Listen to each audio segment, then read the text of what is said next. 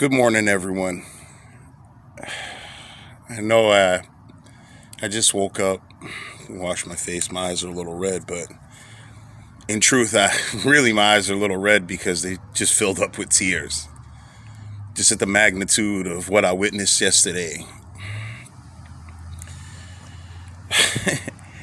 Man, I've been in this country for 50 years. I'm a son of a combat veteran who's also an immigrant. You know, my dad served in Vietnam, United States Army, 606 3rd Air Cavalry. And I'm proud of my father. And I'm proud of that heritage, man, you know. I'm raised to love this place and to love the opportunity that this place gave my family, little family coming from Jamaica, you know. And I was raised to have hope. I know that my ancestors were brought here as slaves. I know another small segment of my family, on both sides of the family, that were native people, were already here in this hemisphere. Those on the mainland of the United States of America, my mother's side of the family, is Aniawea, Cherokee, and African slave descendant. My father's side, we have some Arawak blood, but also, again, African slave, and Scottish, and Chinese. But we're American. We're American. As you can see, I'm wearing a New York Giants hat. Been a Giants fan my whole life, Yankee fan, New York Knicks fan, New York Islander fan my whole life. I'm an American. There's no way about it. I was born in Brooklyn, New York. I pledge allegiance to the flag, you know. Been a part of, watched every Olympics, from Mary Lou Retton and Miracle on Ice, U.S. basketball team, you know, the dream team, it's USA. But I'm sad to say, man, after what I seen yesterday and all the images pouring in on social media and on my television, that if this country was ever mine, my country died yesterday. And it was right on television. And these people contributed to killing the hope. You know, we know the history of slavery. We know the legacy there. We know the oppression. We know the systematic genocide of 30 million natives here in this country. We know all of those things. But we always had hope that somewhere along the line, man, we could come to a peaceful resolutions and everybody could love together and share in this. And we could overcome racism and classism and sexism and all of those things. Yesterday, I watched Capitol Police step back and let people commit what is treason by going inside of our nation's capital and destroying things, throwing things around. And I know people are angry, and I know you got the right to voice your aghast at whatever you may be angry at, but that shit was just straight wrong. But the counterpart of that everybody brings up, and it's true, because we have images, we have photos, we have video. There were peaceful protests that were held all year last year after George Floyd was killed.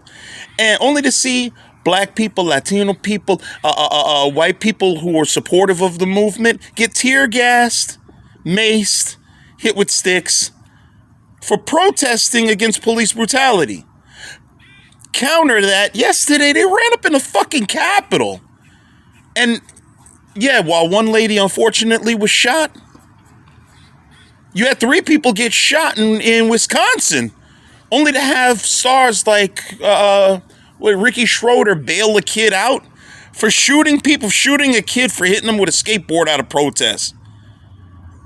But yesterday, I watched people literally run up and no one gets shot as a large group. That one lady did. And I don't know what the circumstances were there. I can't even comment on it other than after the fact, we know that she was shot. What was just revealed to us, and some of my elders and some of my enlighteners would have said, hey, Scotty, you know, Jock Chemistry, this was never our country. We only been here along for the ride. This has always been a country of some rich white people, you know, and the power structure, you know, within. This has never been our country. I've never felt more alienated in the place of my birth than I am right now. And don't give me the patriotic shit. I don't even want to hear it. I don't want to hear that shit. Because like I told you before, I'm a son of a combat veteran. We American hard in my house. And when the day comes, man, and my father goes back to Creator, I'm going to have his flag in my house. Because he earned that motherfucker. Running through the jungles of Vietnam, shooting North Vietnamese regulars in Viet Cong. I'm lucky to even be alive because my father could have easily died there. Like 58,000 men that served this country. But he came home and he made me. But my heart is in pieces. That hope that I had, man, man, that shit is on life support right now, man. That shit is on life support. And I'm ashamed and embarrassed at the actions of these fucking people. But with that said, man, at the end of this, I want y'all to look at the images, man, that, I cropped them from my brother DJ L Son.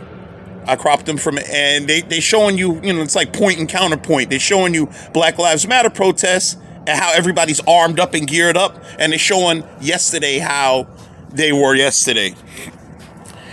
This shit is bananas. And you can't tell me that you love the country, but you rally up people, you rile up the people to act like this.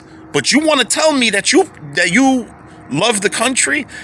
That you're the president and the election was bad and, it was a fraud and then you do this? Our country just died. A place of my birth that I've loved my whole life just died. Right in front of my eyes. I don't know how y'all taking it. Whatever. Love it, hate it, whatever. You don't like what I'm saying? Hey, you know what to do. Fuck off.